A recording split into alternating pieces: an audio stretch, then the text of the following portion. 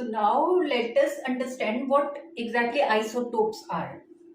This is very important to know about them. Isotopes are basically वो atoms होते हैं जिनका जो एटॉमिक नंबर होता है वो तो सेम होता है. दैट मीन्स वो एक ही एलिमेंट से बिलोंग करते हैं, लेकिन इसका मतलब उनमें नंबर ऑफ प्रोटॉन्स सेम होंगे, बट नंबर ऑफ न्यूट्रॉन्स जो होंगे उनके न्यूक्लियस में वो अलग होंगे. Right. So that means atom तो वही है, सेम एलिमेंट है, एलिमेंट वही है, बट उसमें टाइप्स हैं बेसिकली.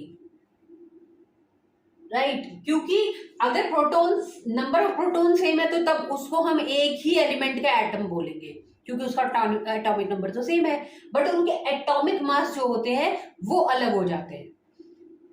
और एटॉमिक मास क्यों अलग होते हैं? क्योंकि नंबर ऑफ न्यूट्रॉन्स जो होते हैं वो कम या ज्यादा हो सकते हैं. इसीलिए आइसोटोप्स उन एटम्स को बोलते हैं जो एक ही पर्टिकुलर एलिमेंट से बिलोंग करते हैं, लेकिन उनमें उनका एटॉमिक मास मतलब एटॉमिक नंबर उनका एग्जैक्टली सेम होगा, बट एटॉमिक मास अलग होगा. और एटॉमिक मास क्यों अलग होगा?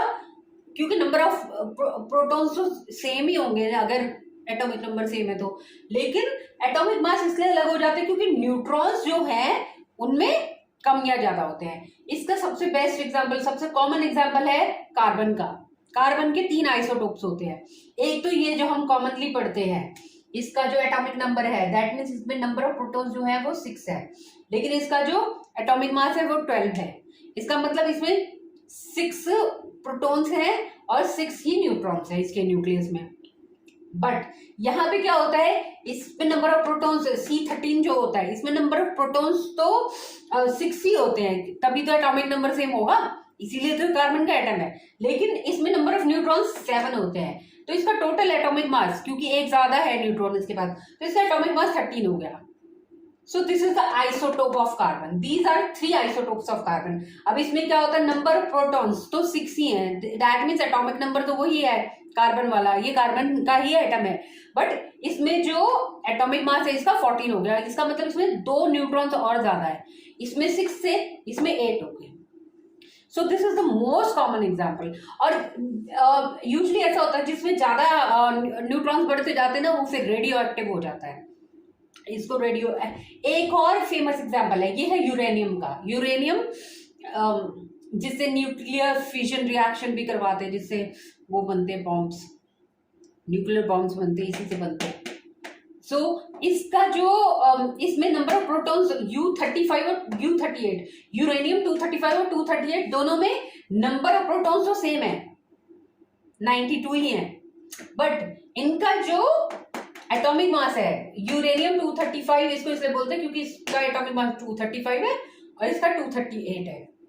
सो इसका मतलब 235 है, तो इसमें मतलब अगर हम नंबर ऑफ न्यूट्रॉन्स देखना चाहे तो 235 माइनस 92 हो गया 143.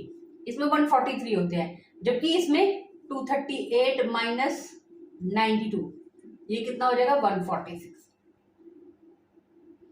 सो this is why they are called the isotopes. That means in simple language we can say that isotopes are the atoms of the same elements with exactly the same atomic number but different atomic masses. And atomic masses are different because number of neutrons are varying, but number of protons is always exact, right? So that's about isotopes.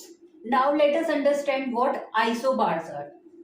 So isobars are basically the atoms of different chemical elements that have same atomic masses but different atomic numbers.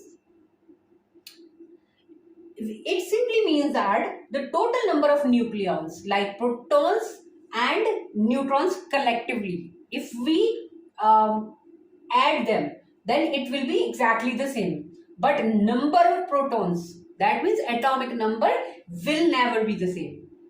इसका मतलब क्या है? जब हम neutron और proton को, इनके दोनों को साथ में ऐड करेंगे तो वो एग्जैक्टली सेम आएंगे। फॉर एग्जाम्पल जैसे आर्गन है और कैल्शियम है, इनके जो न्यूक्लियस के अंदर जो प्रोटॉन और न्यूट्रॉन्स होते हैं वो दोनों बराबर होते हैं 40-40, बट इनके जो नंबर ऑफ प्रोटॉन्स हैं वो अलग होते हैं। इसमें नंबर ऑफ प्रोटॉन्स 18 है, तभी तो इसका एटॉमिक नंबर 18 है, और इसमें नंबर ऑफ प्रोटॉन्स 20 है, इसका एटॉमिक नंबर इसीलिए 20 है। लेकिन इसमें जो नंबर ऑफ प्रोटॉन है, neutrons I am sorry which contributes to the mass, वो कितना हो गया? इसका मतलब इसमें हो गया 22, इसमें 22 प्रोटॉन्स और इसमें 20 प्रोटॉन्स है।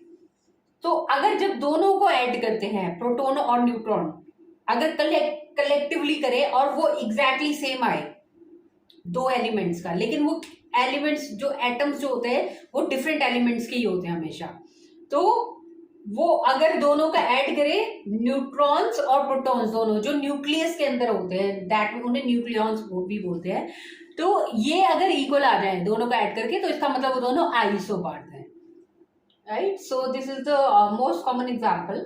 सो I hope things are clear to you.